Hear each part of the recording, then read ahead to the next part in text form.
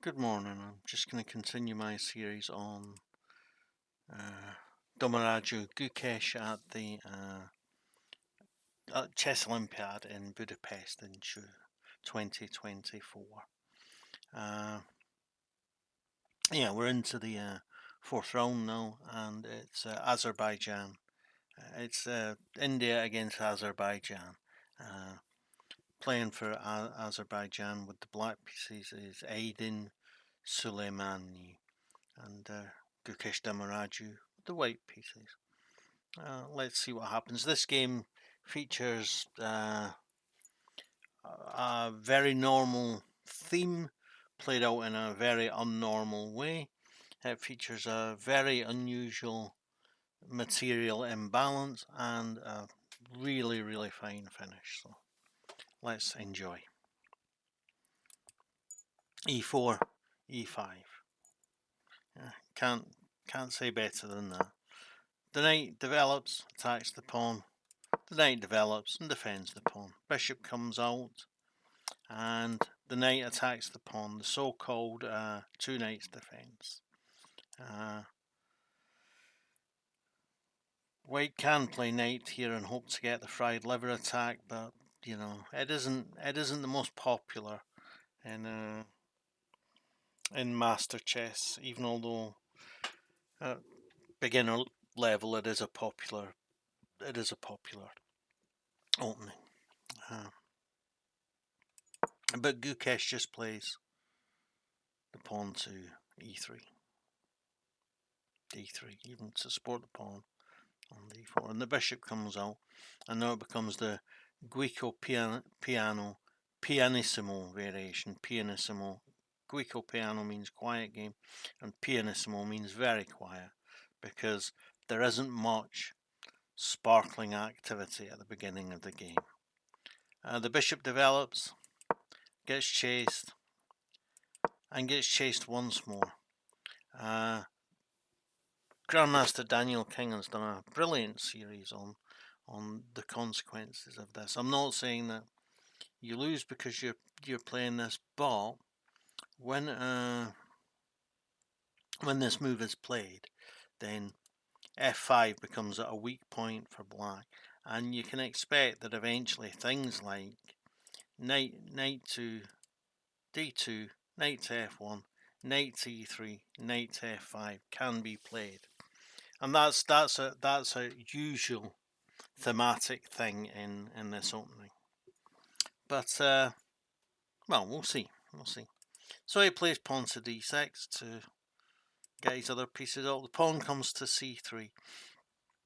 And the knight's coming to d2 anyway, and this keeps this bishop, this important light squared bishop, alive, because otherwise knight here, and then you could come here to preserve it, but then pawn comes here, and if the bishop comes here, the pawn comes here, and the bishop has to come back here, and the knight gets it in the end. But no, the bishop is preserved. So the pawn comes to a5. There's two reasons for this. Again, it's a different way of preserving the important dark square bishop for black, and at the same time as preserving the bishop, he takes up some more space on the queen side. So you will find that both a6 and a5 are played here, but not at this moment in time. So he plays a5, and the knight comes to f3, e2, whereas a range of developing options, as we will see. The bishop retreats to a7, so that when the pawn comes either to d4 or b4, it isn't a direct attack on the bishop. And a3, a bit unusual, but he'd like to have flexibility in preserving the bishop. He'd like to be able to preserve the bishop on this diagonal and on this diagonal. So at the minute, he has a choice. And you can see with how blocked this diagonal is why he might want to keep the bishop on this diagonal. But the knight comes after the other bishop. And there's a problem with this. When he plays the knight there, He's putting it on an undefended square. And so Gukesh takes the pawn in the middle. He doesn't take the pawn here because otherwise the queen just takes the knight and defends the knight at the same time. So he takes the pawn here, and then he's got a double threat on this pawn, and he's threatening the knight. Yeah, but the knight can take. Yeah, it can.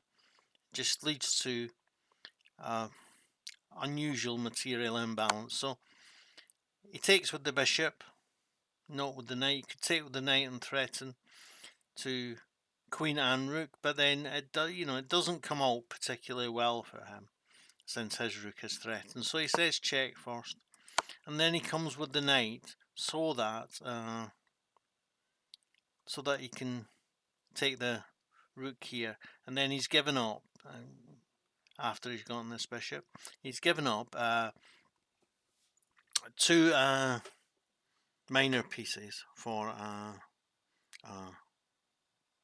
rook, and he's gotten 2 pawns in the process. So 2 minor pieces and 2 pawns for a rook is a fairly good deal, an unusual material imbalance. But yeah. But he doesn't take on f7. If he takes on f7, it's checked straight away, and you're giving a free tempo to your opponent. So good move by Soleimani. The first brilliant and unusual move by Gukesh. He takes with the f pawn so that the rook can come with an attack here. Obviously, he can't take the bishop, the knight, because it's pinned, so he could take the bishop, and he does that now. There's no preserving it, and he takes with the knight, and then he plays the pawn so that he is free to castle. And now black has 6 pawns against white's 8 pawns, and black has 1 rook and 3 minor pieces against 2 rooks and 1 minor piece. An unusual material imbalance, which, materially speaking, is about level. Well, it's about level because it's the bishop pair, the 2 pieces that black has, so that makes it a bit better. But the king is very exposed on f7, so he moves all the way to g7, and Gukesh castles straight away. Another piece is developed, and the king gets off this diagonal so that this pawn is free to move, and so that there aren't any kind of clever traps with sacrifices on d5, and also so that knight here can't exploit that pin. So the knight comes to f8. The rook comes to f8. He wants a swap. Gukesh is happy to have a swap, but wants it on his terms, and his terms is that he gets the rook on the open file. Queen comes to e8. Queen comes to f3, where she's threatening check here, and here, and here. There's only one place where the queen can defend all 3, and that's e7. So the knight comes more actively into the game. Maybe e5 and knight takes as a possibility. Maybe knight to e3 and to f5 is a possibility. Bishop comes to a6, and the knight does come to e3. And so that idea with the knight coming to f5 looks like it's coming to fruition, but this is an unusual way for it to happen, and what white gets hold of it is an unusual thing. So the knight goes back to come to f7 to be in a better defensive position, and he says check with the knight. And his second unusual totally correct decision, just think for a minute, how are you going to recapture? We're all going to say I'm going to recapture with the queen to get the 2 on the open file, but no, recaptures with the pawn to create a passed pawn. And the knight comes to f6, the queen comes to f6, blockading the pawn, but the queen is a particularly bad blockader, as we know. And the rook comes to e1, take possession of the only fully open file on the board, and the bishop comes to b6, maybe looking for a more active disposition, and the pawn defends the pawn on f5 so that the queen is free to move. Pawn comes to c5, and he pushes the pawn. It might be possible to think about playing rook here and getting 2 passed pawns on the queen against the knight. Who knows? So the pawn is pushed, and the rook comes to e4 to attack the pawn on c5. Bishop comes to c5, and the pawn comes out of the way and prevents this pawn from moving. Bishop goes back to a7, and the queen comes to c4. Double attack on the c5 pawn, and also giving him the possibility of playing rook to e7 check. So he attacks the structure, and rook to e7 check is played.